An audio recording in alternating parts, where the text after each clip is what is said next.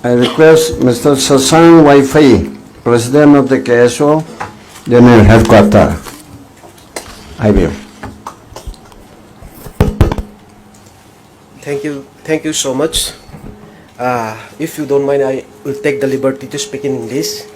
That is the only way which we can communicate, because it may be my mistaken also.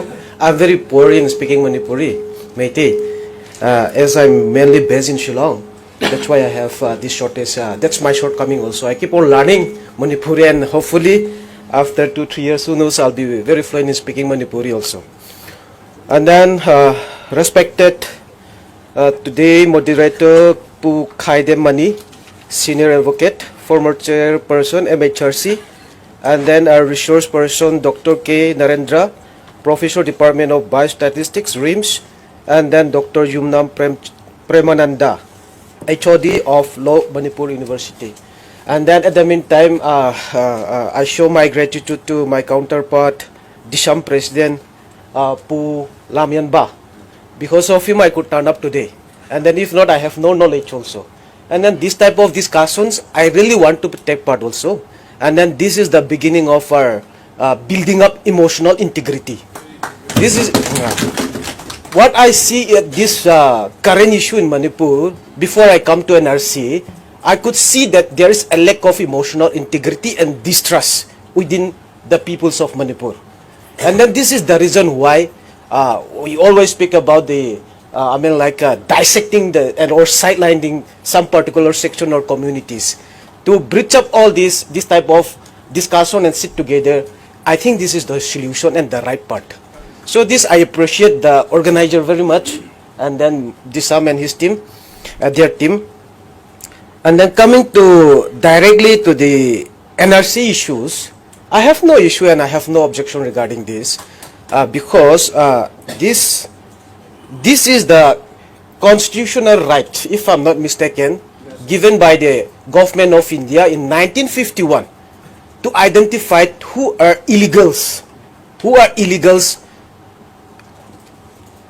illegal citizens staying in India. I think this is after the partitions of India and Pakistan, to identify the Pakistanis and then to give a permanent citizenship status to the Indians. So this is the NRC objective. And then the second time that NRC has been launched in India, is implemented in India, is Assam, if I'm not mistaken. And then Manipur is running for the third. And then for the Northeast, we are supposed to be the second if we are going to implement NRC. And then looking into the pros and cons of the NRC, we have seen lots of impact. I want to come into these logical conclusions, and then I want to put up some pros and cons. If we come into emotional judgment, we always saying and banging the table that we like NRC. But we never speak about the cons, the negative part of the NRC. To get a better judgment, why don't we put some part of the negativity part also? That's my point. Look, it doesn't mean that I know everything, but what my knowledge, and after analyzing some Google search and then Wikipedias and some notes we have been put up in internet, that we could find that still now NRC in Assam, we don't have a final conclusion, a final judgment from the Supreme Court, if I'm not mistaken. And then those who are being delisted, 19 lakhs, even the government of India and Assam has no idea where to put it.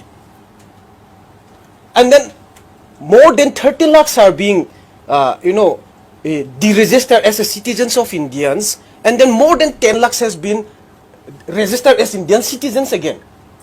So there's lots of loopholes is there. And then when coming into Manipur, we are multi-ethnic state, like Laos and Filipinos and Thailands and Vietnams. We have multi-ethnicities. Within the Kukis, within the Nagas also, we have it. Within the Valley brothers also, we have it. So when it comes to real implementation, there will be lots of complexity will be there. First, mistaken identity will be there, if I'm not mistaken. One of our guest speakers are some monks, I think. He touched the line. So mistaken identity will be a problem within us, which I could feel it.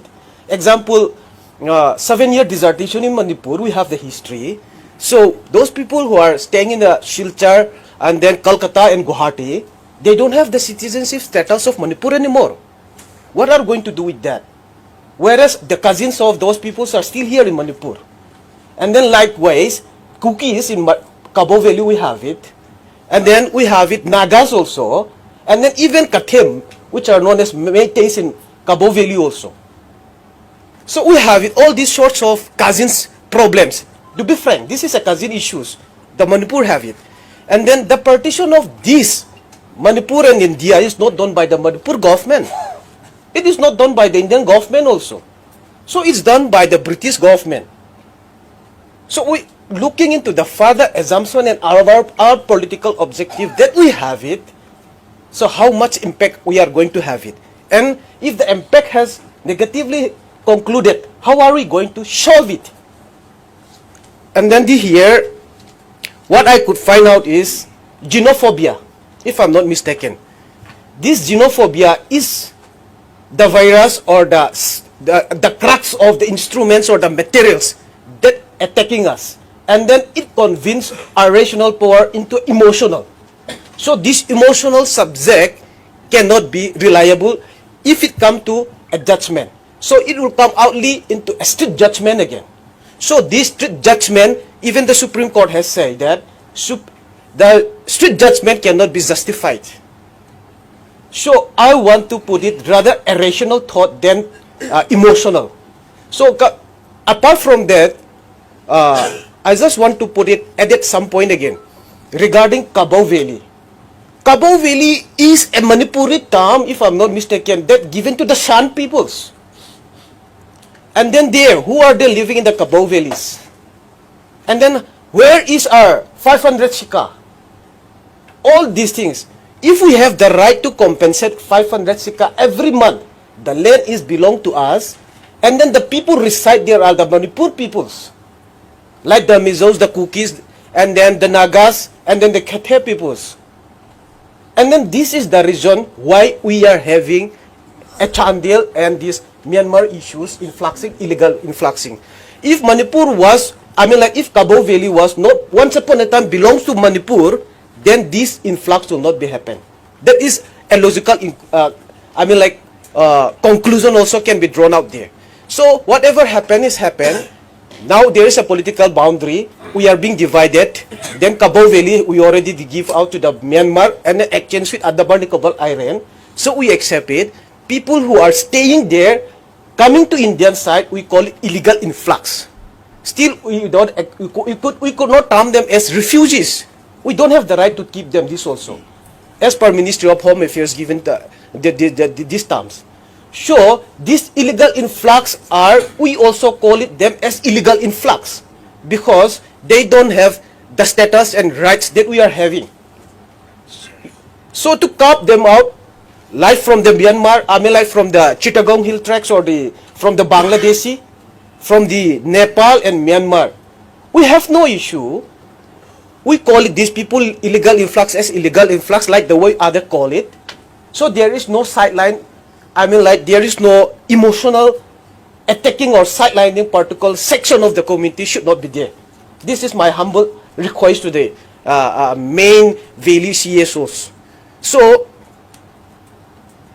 my assumption and my advice and my request is that if we keep on sitting together like this, all sorts of issues, table discussion is the solution and is the right platform to talk out all those unnecessary issues that we are having. And then finally, the last is, our sir has mentioned something about ILP. ILP, we are going to have a train station in Imphal if we are lucky. This time we are going to have lots of influxing issues. Unprecedented issues will be coming up. At that time we are having ILP. And then to assist the ILP issues, we are having NRC. This is which I find out. To assist the ILP, NRC is important. So I stand along with that, but the way we implement ILP, I have lots of objection calls from our neighboring states. Like Mizoram I have called, from Meghalaya I have called. Even personally they talk to me. if they let us assign ILP form in the airport and or in the surface road, we are also able to do it. Those Manipuris staying in Shillong and Aijon, we can do it. That is the negative impact comments that are coming from our neighboring state. But what I told to them is that, look, recently we are being launching ILP, but after getting to know educates of what is the meaning of ILP, there will be normalization of implementing ILP within at least the Northeast state. There will be some consideration. That is what I told to them, but they feel really hard. We are also having this provision, but we accept it, Northeastern state, as Northeastern people, by looks, by physical appearance, by biological looks also. We know that this doesn't come from mainland or from this and that. So how could they let us fill up an ILP form in the airports and on the roads? That is the sentiment that hurts our neighboring state. So what our sir has said is correct. We demand something, and then we want to grab it. Mode of implementation should be also check it out in the local level. That is what I want to say. Thank you so much. Thank you, Sasang.